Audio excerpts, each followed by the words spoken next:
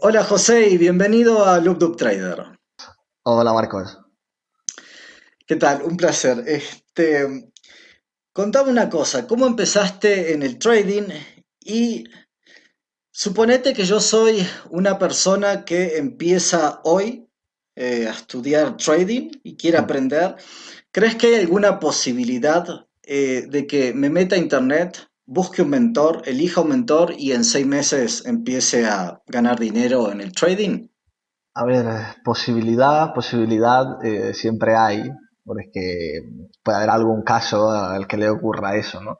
Pero lo normal no es, no solo que uno no encuentre a un mentor, sino que encuentre a uno que sea malo y que no solo no gane dinero en 6 meses, sino que lo pierda. Eh, entonces creo que las probabilidades son bastante bajas.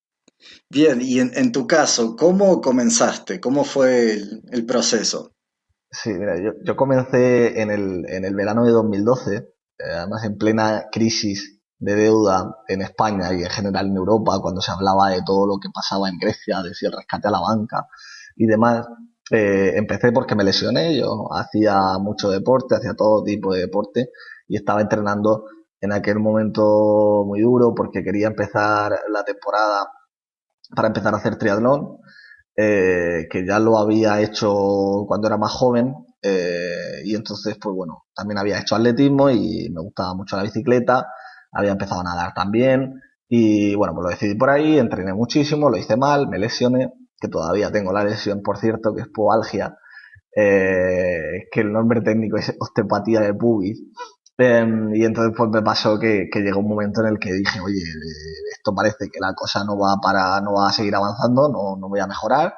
Y empecé a leer libros y uno de los libros que cogí pues era de un tal Joseph Agran, el cual ahora, aclaro, no lo recomiendo, pero bueno, en aquel momento yo le guardo un cariño por esa parte de que más o menos empecé por él.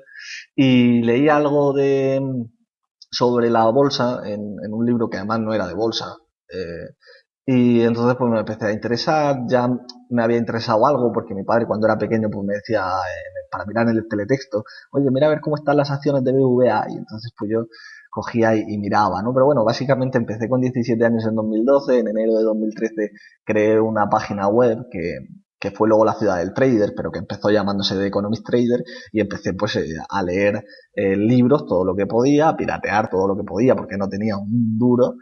Eh, y bueno, pues hice lo que pude, ¿no? Empecé aprendiendo sobre análisis técnico, empecé a seguir a gente a la que ahora, lógicamente, no recomiendo ni que las toquen ni con un palo, porque es gente que se aprovecha de los novatos y yo tuve la suerte de que no tenía dinero y por tanto no me pude gastar dinero en ningún curso que hubiera perdido y que además me hubiera hecho tener un comienzo mucho más desastroso, pero la experiencia que tengo, no solo por mí, que luego pues abres las primeras cuentas, pierdes dinero, saltas de un análisis a otro, vas intentando buscar. Al principio además hay una cosa que es el santo grial, siempre uno busca el santo grial, el sistema definitivo, aquel que nunca falla, y se tira buscando durante un tiempo hasta que ya al final dice no existe ese sistema, se da cuenta de que no existe iba mejorando, ¿no? Pero vamos, empecé pues casi como cualquiera, con la suerte de que como era joven y no tenía un duro, pues las pérdidas se vieron muy limitadas, ¿no? Pero seguro que si me hubiera pasado más adelante hubiera perdido mucho más dinero.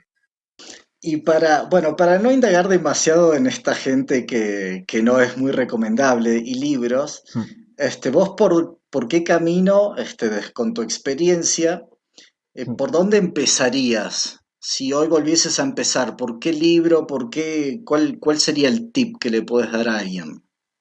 Pues yo empezaría por un libro que además no es exactamente de mercados financieros, que siempre recomiendo, de un autor que me gusta mucho, aunque lógicamente no estoy de acuerdo en todas las cosas que dice, por mucho que lo admire, y es el libro que se llama Existe la suerte, que es de Nassim Nicolás Taleb, y es un libro que te da una idea de la importancia de la aleatoriedad que tienen los sucesos, no solo en los mercados, sino en nuestra vida diaria.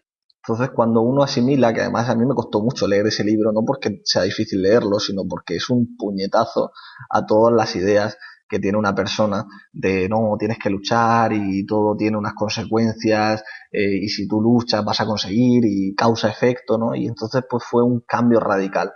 en mi pensamiento, que fue además radical pero progresivo, en el que me di cuenta de que la aleatoriedad era mucho más importante. Lo cual no quiere decir que no se pueda ganar dinero en bolsa, ni que no se pueda analizar, ni que no se pueda acertar. Simplemente que la aleatoriedad influye mucho más de lo que nosotros pensamos. Entonces yo empezaría por ese, seguiría por un paseo aleatorio por Wall Street, que es de Barton Malkiel, y junto con esos dos libros, que creo que pueden ser interesantes, lo que haría sería informarme muy bien, y de eso no hay libros, de lo que tiene que tener un broker, de si, digamos, de lo que hace que un broker sea mejor, sea fiable, no sea fiable. De ese tipo de cosas creo que sería muy interesante. Vamos, que la gente se informara sobre los productos en los que opera, qué es un futuro, qué es un CFD, cuál es la diferencia, por qué no es recomendable operar con determinados activos, si es que se pueden llamar así, como las opciones binarias, ¿no? Yo creo que ese tipo de cosas son muy interesantes para la gente que empieza. Y normalmente empezamos además con el análisis. Lo primero que leemos o lo primero que lee la gente es un libro de análisis, cuando no debe leer un libro de análisis. Lo que pasa que es lo más llamativo, porque todos queremos un libro que nos diga qué tenemos que comprar o qué tenemos que vender. Entonces, básicamente, recomendás empezar por el aspecto psicológico. Sí, o sea, recomendaría por empezar, digamos, más que por el aspecto psicológico, que no me gusta llamarlo exactamente así, por el aspecto filosófico.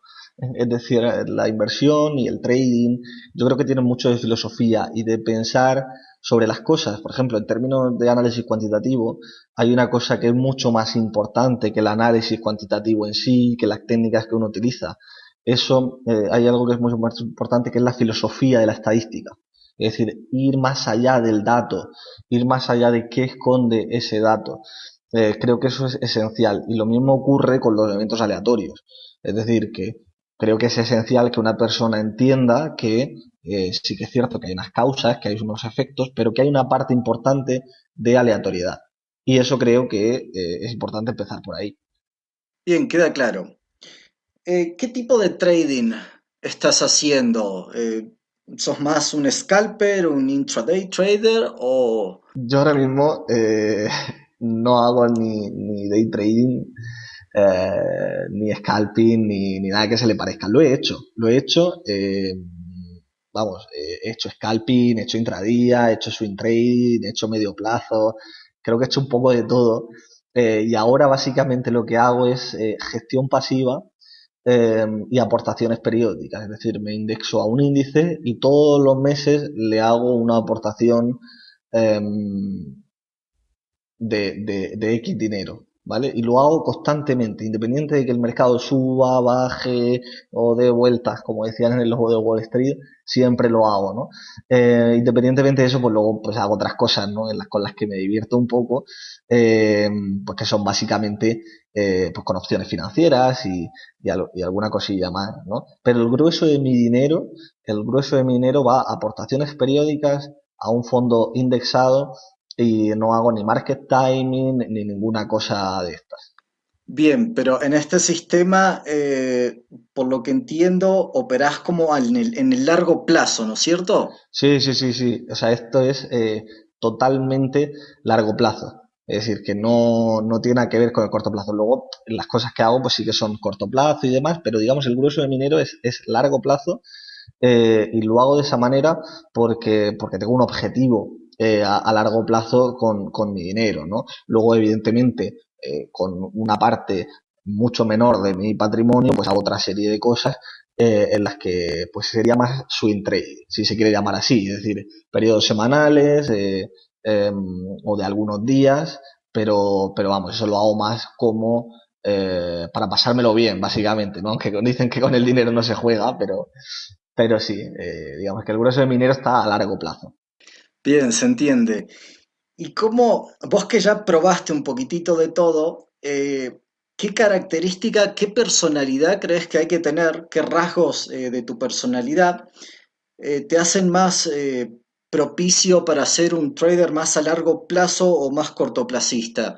¿Qué rasgos tuyos te llevaron a ser mejor en el largo plazo? Más que rasgos de personalidad, porque yo soy una persona, me considero muy impaciente, aunque es algo que he trabajado mucho, eh, ha tenido que ver un poco con mi evidencia o la evidencia empírica de los resultados que yo he podido extraer. El problema de operar a corto plazo es precisamente que pagan muchas comisiones.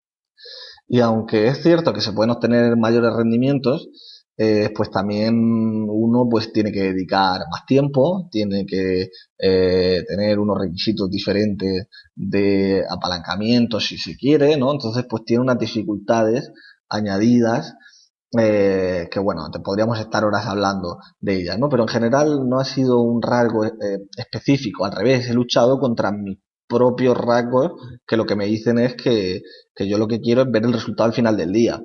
Pero lo he hecho por un tema de que creo que es más eficiente a largo plazo eh, para mí, ¿no? Incluso aunque me cueste decir, oye, tienes que ser paciente, no puedes ser, no puedes precipitarte y demás, ¿no? Sí, sí, perfecto, queda claro. En este sistema, ¿usás backtesting? En este sistema utilicé más que un backtesting, que además me gustaría aclarar que el backtesting está muerto. Y voy a explicarme. Cuando yo empecé, y además hice muchos análisis de muchos sistemas, empecé haciéndolo con boli y papel, luego pasé a un Excel y finalmente acabé programándolos de forma cuantitativa, ¿no? Hice muchísimos backtests y lo que me di cuenta era que muchos de los sistemas que hacía backtests y funcionaban muy bien o habían funcionado muy bien, no funcionaban. ¿Y esto por qué es así? Porque lo más importante no es el backtest, es el forward test, ¿vale? O dicho de otro modo, es como un test fuera de muestra, es decir, una cosa es comprobar cómo ha funcionado en el pasado una serie de parámetros, por ejemplo, pues cuando la luna da 3 vueltas, pues nosotros compramos, ¿no? Oye, pues entonces yo pruebo cómo ha pasado eso. Y normalmente suelo optimizar ese parámetro. Oye, tiene que dar 2,5 vueltas o tiene que dar 3 vueltas, ¿no? Entonces, pues me quedo con aquellos que son los mejores resultados. Pero luego esos resultados que yo he obtenido tengo que aplicarlos fuera de esa muestra en la que yo lo he comprobado. Y entonces es cuando los resultados cambian. Si los resultados se mantienen constantes, después de probarlo fuera de esa muestra en la que hemos obtenido los parámetros, entonces será un buen sistema, será un sistema robusto, un sistema que no cambia esos parámetros y que nos da ciertas garantías a largo plazo, ¿no? Entonces, creo que eso es esencial decirlo. Y luego, por otra parte, de lo que me di cuenta era de que un porcentaje muy pequeño, muy pequeño de personas en diversos estudios que leí realmente batían al mercado. Es decir, no solo, ya te digo, bueno, por descontado que hay mucha gente que pierde dinero, ¿no? Pero en términos de batir al mercado, es decir, conseguir rendimientos adicionales a el mercado.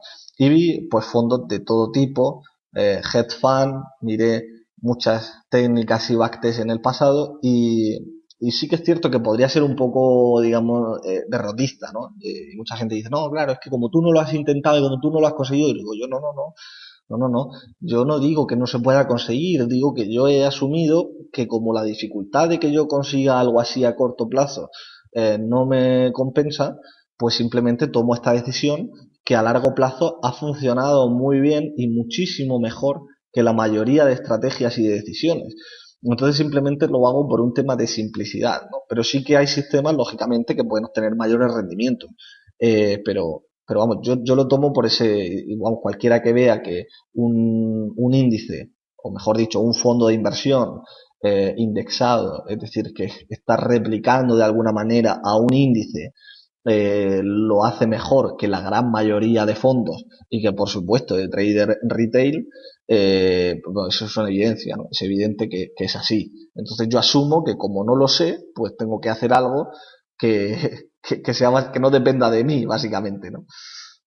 Vos que sabés mucho de economía, ¿podrías explicar para una persona que no entiende mucho qué es exactamente el mercado? Pues el mercado entiendo que te refieres a mercados financieros, es decir, a los mercados donde operamos, ¿no? ¿Es así? Sí, sí, exacto. Vale. Pues al final un mercado es un espacio que puede ser físico o virtual, en este caso es un espacio virtual, el mercado o la bolsa de valores en general, ¿no? Que sí que es cierto que hay distintas, no es lo mismo el mercado bursátil que el mercado de valores, que la bolsa, que el mercado de divisas, hay muchos mercados, ¿no? Pero en general un mercado es un espacio en el que se intercambian, pues pueden ser divisas, pueden ser acciones, en general activos financieros, se intercambian entre unas personas que son los oferentes y otras personas que son los demandantes. Por decirlo de alguna manera, los que compran o los que venden, o los que quieren comprar y los que quieren vender. Bien, entonces esas personas pues se ponen de acuerdo a un precio e intercambian pues esos activos. Bien, ahora bien, lo más importante en este mercado es por qué surgen los mercados financieros, que es algo que mucha gente no, por eso te digo que, lo he dicho antes, el tema de entender los conceptos básicos, ¿no? Es decir, entender cómo funciona un mercado es esencial antes de estudiar el análisis, ¿bien? Entonces, básicamente el mercado de forma muy simple surge porque antiguamente decías, oye, yo quiero montar una cafetería, bien, una cafetería o una taberna o lo que hubiera en ese momento, entonces necesito ese dinero para montar la taberna. Tengo dos opciones. O pido dinero a alguien para que me lo deje, si es que no lo tengo, o lo pido prestado. En caso contrario, tengo que ahorrar durante un tiempo para poder hacer esa inversión. Bien, entonces un día se les ocurrió, oye, pues vamos, ¿por qué no creamos un mercado, es decir, un lugar en el que a la gente proponga sus proyectos y así pues vayan los inversores que están interesados? Es decir, en lugar de ir puerta por puerta, decirle, oye, ¿me das 20 euros para invertir en mi negocio? ¿No? Pues vamos a crear un sitio en el que todos vayamos, todos los que estemos interesados. Entonces nos reunimos allí y de repente sale Juan y dice, oye, señores, yo voy a hacer un restaurante o una taberna y voy a ofrecer este tipo de cosas y espero obtener estos beneficios. ¿Quién quiere formar parte de la compañía? Y entonces hay gente que ve el proyecto y dice, oye, a mí el proyecto de Juan me gusta. Bien, pues yo quiero un 10% de la compañía. ¿Qué precio hay que pagar este? Vale, me parece buen precio, ¿no? Entonces así se va consiguiendo, digamos, el dinero necesario para acometer o para abrir esa taberna, ¿no? Y lo mismo ocurriría si en lugar de, digamos, acciones o en lugar de participaciones del negocio, es decir, hacer o dejar que haya otros socios que entren dentro de tu negocio, o de tu proyecto, se hace con préstamos. Es decir, oye, yo necesito 10.000 y lo que voy a hacer es devolveros el dinero más un 5%. Y entonces pues se hacen paquetes y se venden esos paquetes. Y hay gente que los compra, gente que no, gente que le parece muy caro, gente que le parece muy barato.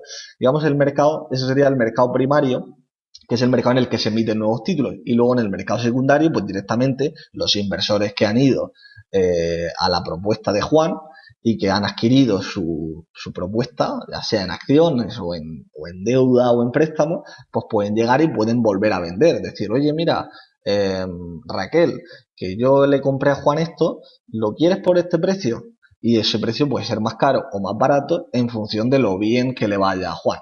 Por norma general, si a Juan le va muy bien, lo que compró una persona, ese 10% a lo mejor le costó 1.000 y luego lo puede vender por 1.500, ¿no? A Raquel. ¿Por qué? Porque Raquel está dispuesta a pagar 1.500 porque la taberna va estupendamente y vienen de todos los reinos, ¿no? Y genera mucho beneficio y funciona muy bien y además quiere abrir otra taberna. Bien, entonces esa sería un poco la idea de los mercados financieros. Los mercados financieros son o sea, es donde se canaliza el ahorro. Es decir, hay gente a la que, por así decirlo, le sobra el dinero y hay gente a la que le hace falta el dinero. Van a un sitio, se ponen de acuerdo y se intercambian. Hay muchos mecanismos. Los mercados financieros en general, o el sistema financiero en general, se encarga de canalizar ese ahorro. Puede ser vía depósitos, es decir, que el banco atrae tu dinero, te doy un poco de interés y a cambio yo con ese dinero pues lo presto a empresas, ¿no? Pues en los mercados financieros ocurre lo mismo. Es exactamente lo mismo, lo que pasa es que es una parte más del sistema financiero en general. Los mercados financieros, pues, finales, oferta y demanda. Bien, bien, quedó clarísimo, muy bueno. Y después, vos cuando estás mirando el gráfico, en tu Hmm. opinión, qué es lo que mueve al precio? ¿Qué hace que el precio vaya hacia arriba o hacia abajo? Lo que hace que el precio vaya hacia arriba o hacia abajo, esto lo aprendí de André Costolani, que yo creo que muchos habrán leído, y es la urgencia por comprar o por vender, ¿vale? Es decir, que hay gente que dice, no, cuando la gente compra mucho, entonces el precio sube, no. El número de compradores y vendedores es el mismo. Es decir, para que haya un comprador tiene que haber un vendedor, ¿no? Entonces, no puede haber más gente comprando de la que está vendiendo. Bien, es decir, que igual que si vamos al supermercado y compramos cualquier cosa, pues oye, alguien nos lo tiene que vender, que es el supermercado. Bien, entonces lo que realmente mueve los precios, lo que hace que, por ejemplo, el precio suba, es que los que quieren comprar están dispuestos a pagar un precio superior cada vez más para adquirir eso, ¿no? Para adquirir un activo financiero. Entonces, la urgencia por comprar o la urgencia por vender es lo que hace que los precios suban o bajen. Cuanto mayor urgencia por comprar haya por parte del mercado, es decir, si todo el mundo lo quiere y lo quiere además más rápido, pues más subirán los precios. Y al revés. Creo que eso es lo que... Y eso está de alguna manera en el volumen de mercado, ¿vale? El volumen de mercado sería una aproximación de esa urgencia. Una aproximación. Muy bien. ¿Tenés algún indicador? ¿Usás alguno? Pues indicador. Eh, Hay uno que me gusta mirar, aunque no lo utilizo, pero me gusta mirarlo porque a largo plazo he visto que ha funcionado bastante bien y a mí siempre me ha funcionado muy bien, que es un indicador de Javier Alfayate, que es de market timing, ¿vale? Que se llama el ADN, le llama, y bueno, pues es una mezcla de varios indicadores, es un indicador de amplitud de mercado. Amplitud de mercado, para el que no lo sepa, pues es básicamente, por ejemplo, la bolsa española que tiene 35 valores, pues puede subir o puede bajar. Bien, ahora, puede subir apoyada por unos pocos valores, es decir, como es un índice ponderado, pues a lo mejor hay varios valores, como puede ser Banco Santander, BBVA, Inditex, pues varios que ponderan mucho y entonces hace que a lo mejor subiendo 10 valores mucho, pues el índice puede subir mucho, ¿no? Pero los 25 valores restantes están bajando. Entonces la amplitud de mercado nos dice si la subida de un índice está apoyada o no por la gran mayoría de valores, ¿no? Entonces ese índice lo suelo seguir porque me parece muy interesante y además suele funcionar bastante bien en términos de market timing, aunque no lo utilizo. No lo utilizo por las cuestiones que he comentado antes, pero da una visión del mercado bastante buena y bastante fiable y siempre lo recomiendo. Pero te guías más, o sea, al momento de operar, ¿estás usando más el Mm. aspecto fundamental o el aspecto técnico? ¿O combinás los No, dos? a la hora de operar, es decir, al margen de lo que te comento de la gestión pasiva, que ahí no hay análisis, es decir, no hay ningún tipo de análisis, eh, es básicamente comprar todos los meses y no vender. Lo que utilizo para otra serie de cosas es el análisis macroeconómico fundamental. Es decir, un poco pues veo la situación, una situación determinada y lo que llamarían los hedge funds en los event driven, que son los sucesos conducidos por eventos, entonces pues intentar aprovecharse de eventos determinados, ¿no? Por ejemplo, una operación que ando buscando mucho tiempo es sobre los bonos, el Eurobond, ¿no? Que es una mezcla de bonos franceses, alemanes e italianos. Yo tengo la teoría de que hay una burbuja de deuda enorme en Europa, de que el Banco Central Europeo está teniendo una política monetaria expansiva, excesivamente expansiva, y que eso en algún momento le va a pasar factura a la deuda europea, ¿no? No sé si es el mejor activo, pero es el que tengo disponible en mi broker. Si tuviera más activos disponibles, lo haría seguramente con deuda española, con deuda italiana. Y es básicamente buscar una operación que sea invirtiendo a la baja en la deuda, ¿vale? Entonces eso es un análisis macroeconómico más fundamental, si se quiere llamar así, ¿vale? No es una valoración de empresas, pero sí que es una valoración de una situación, ¿no? Pero ahí dedico muy poca parte de mi patrimonio, de mi dinero. Bien, o sea que si no te entendí mal, lo que haces Hmm, es, haces un análisis fundamental y hmm. básicamente compras un activo que te resulte atractivo y lo dejas, tu idea es no vender, sostenerlo por mucho tiempo. Efectivamente, es decir, la parte de la gestión pasiva es simplemente, no tiene análisis, es decir, que es simplemente comprar y mantener, ¿bien? Eso digamos que podríamos decir que realmente no tiene análisis. aunque es un análisis fundamental e intrínseco de que la economía va a seguir creciendo, ¿no? A largo plazo, y es básicamente aprovecharse de eso, es decir, asumir que el mundo, por muy mal que esté, va a seguir creciendo a largo plazo y aprovecharse de ese crecimiento de un conjunto de compañías a nivel global, ¿vale? Y por la otra parte, es decir, por la parte a la que dedico mucho menos capital, pues eventos o sucesos que crea que pueda aprovechar en un momento determinado, que puedan tener una ganancia potencial muy grande y que el coste sea muy reducido. Bien, entonces, si te pregunto, seguramente vas a responder que al mercado lo mueve lo fundamental y no lo técnico, ¿no es cierto?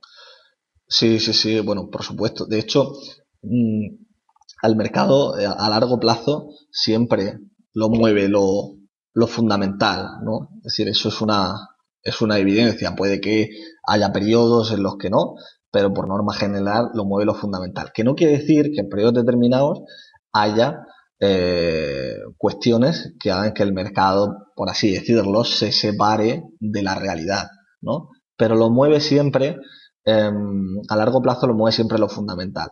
A corto plazo lo mueve lo que la gente compra y lo que la gente vende, es decir, lo que, digamos, lo que la gente quiere comprar y lo que la gente quiere vender. Porque si no, es decir, por muy buena que sea una compañía, si la gente no quiere comprarla más que quieren venderla, es decir, si no hay una demanda o una urgencia por comprar siguiendo lo de antes mayor que la de vender, pues no va a subir el precio, ¿no? Entonces, y de hecho el análisis técnico, es decir, el análisis técnico per se no mueve los mercados.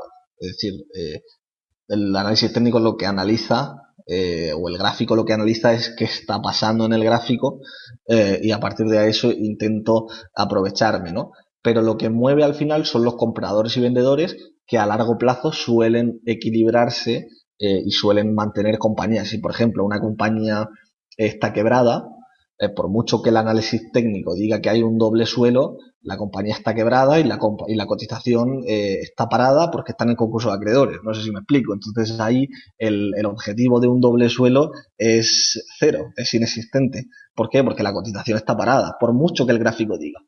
No sé si me explico. Entonces lo fundamental es más poderoso, lo cual no quiere decir que el análisis técnico no funcione. A mí no me gusta, pero conozco a gente que le funciona. Bien, entonces, sos un inversor y utilizás más los aspectos fundamentales. ¿Cómo haces para ponerle tiempo a tu operación? ¿Cómo sabes cuándo entrar y también cómo controlás el riesgo? Bien, muy buena pregunta. Eh, Aunque más que inversor, a mí no me gusta distinguir mucho entre inversor. Yo creo que además hay un debate muy grande sobre eso. Eh, pero bueno, al final es trader. Trader es todo el que opera en los mercados, ya sea a través de una firma, a través de un fondo de inversión. Trader es todo el que mete operaciones en el mercado. Lo que pasa es que se asemeja o se suele relacionar con el especulador o con el day trader o con el, ¿no? Pero el trader en realidad es un operador, es un comerciante, ¿vale? Luego puede tener una visión de inversor o una visión de especulador, por así decirlo, ¿bien? Eh, por la parte de cómo gestiona el riesgo las operaciones, ¿no? Para mí lo más importante es que en la parte de largo plazo, ¿vale? En la que hemos dicho que no hago análisis, no trabajo con apalancamiento, y si en algún momento lo hiciera, lo haría con muy poco apalancamiento, ¿bien? Pero la parte que sí que, digamos, en operaciones de más corto plazo, lo que siempre hago es que si la ratio riesgo-beneficio no es mayor de 1 a 3, no hago la operación. Es decir, para mí tiene que haber un beneficio potencial 3 veces mayor que el riesgo que yo estoy asumiendo. ¿Cómo lo controlo? ¿Cómo controlo ese tipo de operaciones? Lo hago con opciones financieras, a las que además estoy aprendiendo muchísimo más, ¿no? Porque comparado con un experto en opciones financieras no sé mucho sobre el asunto, ¿no? Pero bueno, es un activo que he estudiado durante mucho tiempo, y lo que hago es básicamente operar con opciones financieras. Y solo las compro, no las vendo. ¿Por qué? Porque cuando uno compra una opción financiera, paga una prima. Bien, entonces esa prima es la máxima pérdida que yo tengo. Da igual que el activo suba un 100%, baje un 100%. Una vez que yo pago la prima, esa es mi máxima pérdida. Y entonces esa es la mejor manera que he encontrado de gestionar en función de mi psicología o de mi forma de verlo, porque yo soy un obseso del riesgo. Entonces lo que siempre trato es de limitar la pérdida lo máximo posible. Y el único activo que me permite limitar de verdad la pérdida es la opción financiera, porque los stop loss no son infalibles. Eso mucha gente tiene que tenerlo claro, ¿no? A ver, profundizado. Entonces vos no usas stop loss y profundizame un poco en esto de que no son infalibles. A qué te referís? Sí, sí, sí. Los stop no son infalibles porque dependiendo de en los mercados en los que operes, el stop puede ser ejecutado o puede no ser ejecutado. Yo he tenido casos en los que pones un stop loss, la cotización se bloquea o el broker bloquea la cotización porque no tiene liquidez y por lo tanto tu stop loss no sirve absolutamente de nada. ¿Por qué? Porque estás en un mercado OTC, por ejemplo, como el mercado de divisas, no es un mercado no es un mercado regulado, lo cual no quiere decir que sea ilegal, simplemente no es un mercado estandarizado, por decirlo de alguna manera, a no ser que uno opere con futuros sobre un par de divisas, o sobre una divisa en concreto, bien, pero si yo pongo un stop loss y el precio está en 3 y yo pongo el stop loss en 2,50 y la cotización se bloquea por una cuestión que no tiene que ver conmigo, sino con la liquidez del broker, pues hasta que no me den la contrapartida yo no puedo vender, bien, aunque mi stop loss esté en 2,50, porque al final el stop loss es una orden, pero no supone nada más allá que una orden, ¿bien? Si el precio no lo toca porque está bloqueado, pues no se ejecuta. O, por ejemplo, que tengamos una acción que de repente abre con un hueco bajista y esto ya estamos hablando de un mercado regulado, un mercado al contado. Nosotros tenemos acciones a 5 euros, de repente la compañía tiene una noticia, abre a 1, se presenta el concurso de acreedores y nosotros al precio al que vamos a poder vender es al primer precio al que abre la compañía. ¿Por qué? Porque entre 5 y 1, como ha habido un hueco, no ha habido negociación entre medias. ¿Por qué? Porque nadie estaba dispuesto a, digamos, a vendernos a ese precio. Nosotros estábamos comprados y queríamos vender, o alguien que quería comprarnos, mejor dicho, ¿no? Nadie quería comprarnos a ese precio y nosotros, por tanto, no podemos vender. Por mucho que pongamos un stop loss, si no hay oferta y demanda en ese precio, no se ejecuta. Entonces, eso es muy importante que la gente lo tenga en cuenta. Ok, y tal vez esto vos lo usás cuando crees que hay alguna correlación entre los mercados y al momento de operar a veces la gente, por ejemplo, mientras opera en una acción, mira un índice. ¿Te guías usás índices y crees que hay una correlación entre los mercados? Mm, a ver, es complicado porque el tema de las correlaciones, eh, primero, muy importante, correlación no implica causalidad. Es decir, el hecho de que haya correlación entre dos mercados no quiere decir que uno esté provocando que el otro suba o que el otro baje. Puede ser una correlación o puede ser una relación que llamamos en análisis cuantitativo espuria. Es decir, que si yo, por ejemplo, veo el número de helados que ha ido vendiendo la heladería de debajo de mi casa desde el año 2010 y pongo los goles que ha metido Cristiano Ronaldo, pues seguramente tengan una relación, porque a la heladería debajo de mi casa le ha ido muy bien y Cristiano Ronaldo ha metido muchos goles, ¿no? Entonces ahí va a haber una correlación. Pero eso no quiere decir que realmente estén relacionadas. Por lo tanto, eso es muy importante a la hora de establecer cualquier correlación o cualquier medida de relación entre dos variables. Bien, creo que la correlación, aunque es una medida muy poco robusta, eh, sí que hace que, es decir, sí que en momentos determinados hay determinados activos o algunos activos que tienen una correlación por una situación que puede ser temporal o que puede ser a largo plazo, dependiendo de otras condiciones, ¿no? Un ejemplo muy claro es el tema del oro. El oro es un valor refugio y se supone que tiene una relación con la bolsa de valores, en el sentido de que cuando la bolsa de valores baja, pues entonces el oro sube, supuestamente, porque cuando la gente tiene miedo, pues compra oro, que es un valor refugio, o el mercado de renta fija, ¿no? Oye, pues cuando la bolsa cae, pues la gente se refugia en la renta fija, en lo que es seguro. Entonces eso puede ser verdad en unos momentos, pero no es una ley fija y va a depender mucho de cada momento y de cada situación. Entonces eso es muy, muy importante. Pero sí que lo miro por términos generales, cómo está el mercado de materias primas, cómo está el mercado de divisas, cómo están los índices. Creo que me parece muy interesante relacionar todos los tipos de mercados porque todos están relacionados. La gente es cierto que solo mira los índices o que solo mira la bolsa, pero es muy importante también mirar, por ejemplo, el mercado de renta fija corporativa para ver cómo se están financiando las empresas en los mercados. O mirar el mercado de divisas para ver las consecuencias que puede tener invertir en un índice que está subiendo mucho, pero que luego cuando le cambian la divisa, entonces realmente está bajando. Creo que esas cosas son muy interesantes, pero hay que tener en cuenta muchos factores. Bien, o sea, el tema es complejo, pero sí que crees que hay una correlación entre diferentes tipos de mercado y también lo usas en tu operativa. Sí, sí, sí, es decir, para la operativa que te comento, sí que utilizo, digamos, ese tipo de relación por norma general. Lo que pasa que como no siempre es lo mismo, pero sí que intento analizar, digamos, cómo es la situación global, cómo están todos los mercados y hasta qué punto creo yo que tienen sentido o no determinados movimientos. Y creo que eso es muy, muy interesante. O, por ejemplo, comparar, oye, cómo se está comparando, o sea, cómo se está comportando, pues una compañía determinada o un activo determinado en función de su índice de referencia o de activos que están o que son parecidos a él, ¿no? Entonces creo que, o por ejemplo, el mercado del petróleo es un mercado súper importante que la gente suele pasar por alto. ¿Por qué? Porque es un indicador de la actividad económica.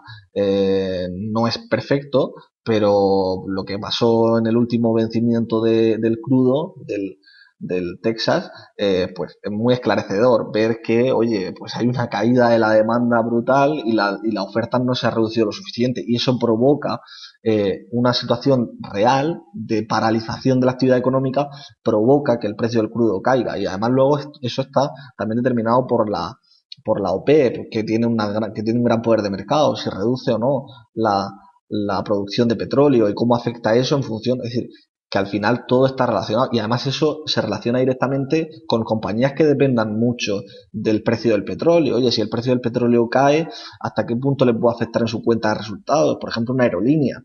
Es decir, que sí que existe cierta correlación en determinados casos. Lo que hay que ver es no establecer una relación porque sí, por decir, oye, cuando esto sube, esto sube. No, sino ver realmente qué sentido tiene que una cosa suba y que la otra también, si están relacionadas o si no están relacionadas.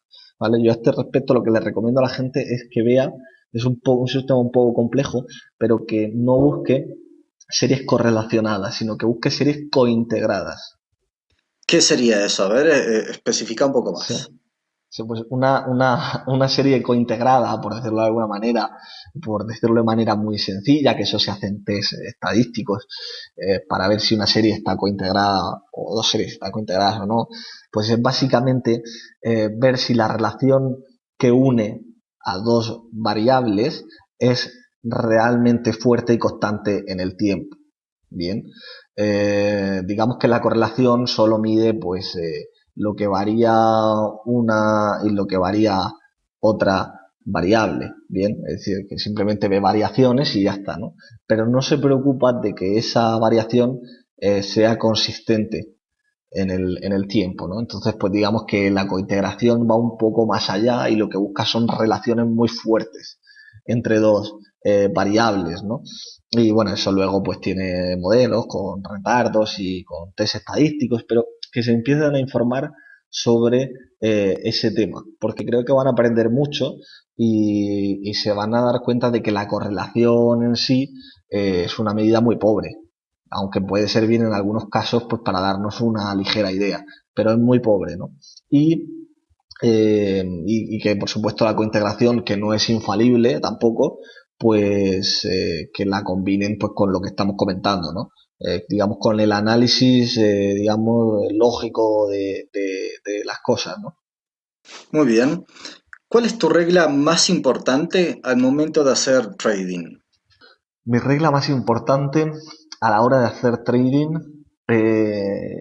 diría que es no importa, y además esta frase es de George Soros, y es la frase que más repito, porque como te he dicho, soy un obseso del riesgo, pero creo que esta frase resume muy bien mi filosofía de inversión y de operaciones y de trading y de todo lo que tiene que ver con el dinero en general.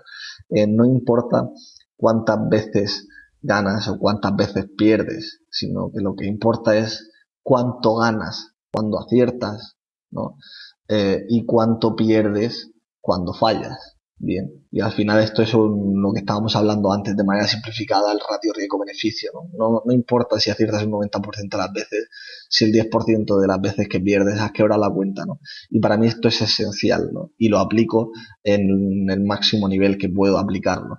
Es decir, que intento buscar beneficios muy, muy, muy grandes con riesgos muy, muy reducidos, lo cual me hace equivocarme muchísimas, muchísimas veces, pero cuando acierto, pues recupero en mucho mayor medida la inversión. ¿Qué tipo de persona crees que puede encajar en tu operativa en el largo plazo y en el aspecto fundamental? ¿Y cómo se podría esta persona desarrollar para llegar a tu nivel? Pues yo no sé si soy, si soy un ejemplo, ¿no? En ese sentido, no me gusta ponerme como ejemplo a nivel de trading. Creo que hay gente mucho más válida que yo, y a la que seguir, ¿no? Pero eh, yo puedo hablar de lo que yo he hecho, pues para de alguna manera adquirir la experiencia que he tenido y digamos que la manera en la que yo lo he hecho ha sido equivocándome, equivocándome, equivocándome, siendo muy, muy, muy curioso, extremadamente curioso, y queriendo ver cómo funciona todo. Es decir, que ese sería uno de los rasgos. Es decir, soy extremadamente curioso.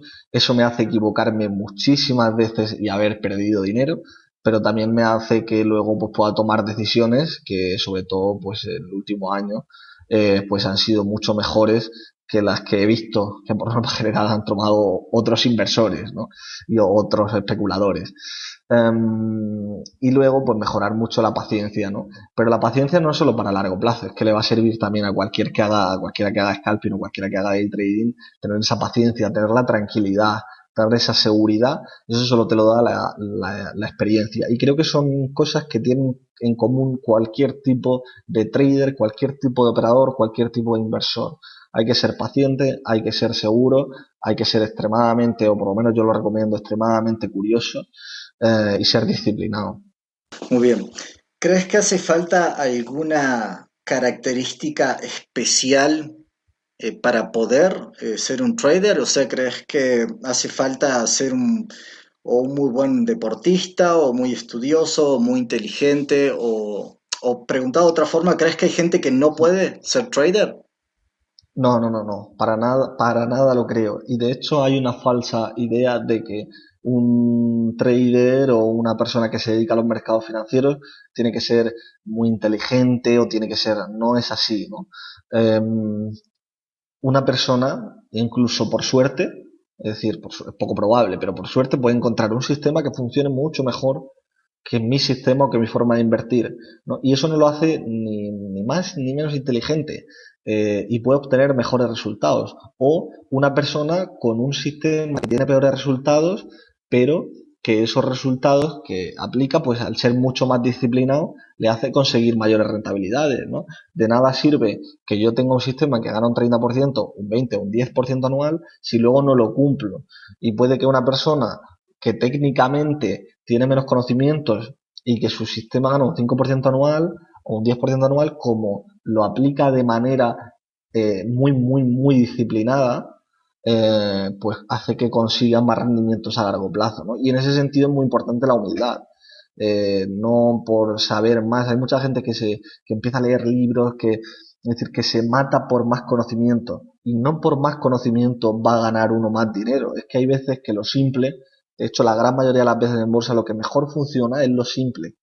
Lo simple y lo sencillo funcionan mucho mejor que lo complejo. ¿Por qué? Porque es más fácil aplicar un sistema sencillo que aplicar un sistema demasiado complejo. Yo he visto sistemas de gente que ni siquiera ellos mismos entendían, y eso no tiene sentido. Entonces, creo que no tiene nada que ver. Yo creo que cualquier persona puede hacerlo, pero siempre siendo consciente de que al mercado ni se viene a hacerse rico, ni se viene a comprarse un Ferrari. Lo más normal es que simplemente obtenga rendimiento si lo hace bien, y si es consistente, digamos, es disciplinado y se esfuerza, lo normal es que al final consiga obtener rendimientos y que pueda mejorar su calidad de vida.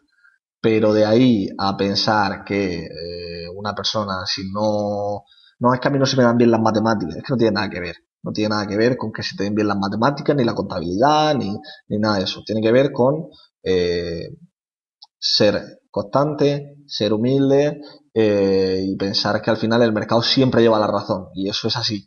Y si uno asume eso, lo va a poder hacer bien. Y de hecho te pongo un ejemplo. El Long-Term Capital Management, que fue un fondo que, si no recuerdo mal, fue fundado en el 98. No sé si fue fundado en el 98 o fue el año en el que quebró, porque desde luego tampoco duró mucho. Tenía los mejores matemáticos del mundo, tenía a Merton y Scholl, que son dos premios Nobel de Economía, tenían una manera de operar que era bestial y que les había hecho conseguir muchísimos rendimientos, y tuvo que ser rescatado porque lo quebraron, ¿no? ¿Por qué? Por la falta de humildad, porque pensaron que habían conseguido un método que nadie podía, ¿no? Que no podía fallar, que nadie podía tumbar. Y si esa gente quebró, quiere decir, y al mismo tiempo ha habido pequeños inversores que han obtenido ganancias en los mercados financieros, y que no han sido premios Nobel, quiere decir que, por supuesto, no tiene que haber necesariamente una relación. Bien, y un poco atado a esto, pero en muy pocas palabras, ¿cuál es el consejo más importante que le darías a una persona que está iniciando en este mundo? El consejo más importante que yo le daría a una persona que esté empezando en este mundo es que no haga ningún curso de trading hasta que no haya leído varios libros sobre el tema, de diferentes características. Es decir, antes de ir a cualquier curso, que sepa lo fundamental del mercado, para por lo menos poder tener una simple o una breve idea de qué tiene que elegir y de qué no tiene que elegir, porque si no, lo van a engañar, va a perder más dinero del que se va a gastar en el curso, y que tenga paciencia en ese sentido para empezar, que el mercado no se va, las oportunidades siempre están, y que no tenga ninguna prisa en abrir una cuenta ni en hacer ningún curso, que se forme primero de forma individual, leyendo algunos libros, que hay muchos disponibles, y que a partir de ahí pues vaya tomando decisiones. Tu referente más importante, ¿cuál es? Mi referente más importante, no tengo realmente un referente más importante. Tengo varios referentes o varias personas en las que me fijo a nivel de bolsa, ¿no? Para mí es un referente Jim Simons, ¿eh? Que ha conseguido unas rentabilidades espectaculares durante muchos años. Para mí es un referente como especulador George Soros. Para mí es un referente Ray Dalio. Para mí es un referente Nassim Taleb. Creo que cada uno de ellos he cogido, digamos, pequeñas cosas que me han hecho hacerme mi propia forma de ver los mercados, ¿no? Pero no tengo a uno en especial, ¿no? Igual Nassim Taleb es el que más, pero no destaca además por ser un inversor. ¿Cambia el mercado con el pasar de los años? ¿El mercado es diferente o se mantiene igual? No, el mercado ha cambiado muchísimo, muchísimo, muchísimo. Dicho esto, por muchos gestores de fondos de inversión y por muchos profesionales del mercado. Ha cambiado el volumen, ha cambiado la forma de negociar.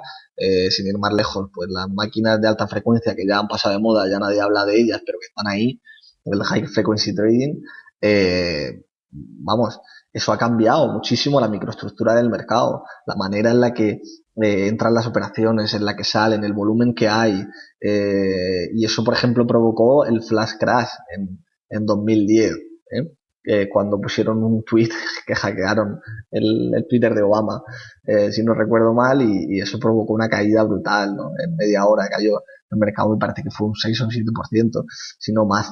Entonces el mercado ha cambiado de forma radical en ese sentido, y hay sistemas que cuantitativos, no eh, hablo de ningún tipo de análisis, sino sistemas que funcionaban y que han dejado de funcionar porque la relación que había entre determinadas variables se ha perdido, ¿no? Y además esto también lo cuenta James Simon en el caso de las materias primas, que antes tenían una relación, digamos, mucho más estable o era más fácil predecir esas tendencias estacionales y ahora es mucho más complicado porque el sistema en general también es más complejo. ¿Qué rédito está sacando? Yo estoy ahora mismo digamos, en la gestión pasiva, básicamente lo que gana el mercado. Ahora, por ejemplo, este año un 0%, que no está nada mal teniendo en cuenta tal y como está la situación, que están todos los mercados perdiendo mucho dinero.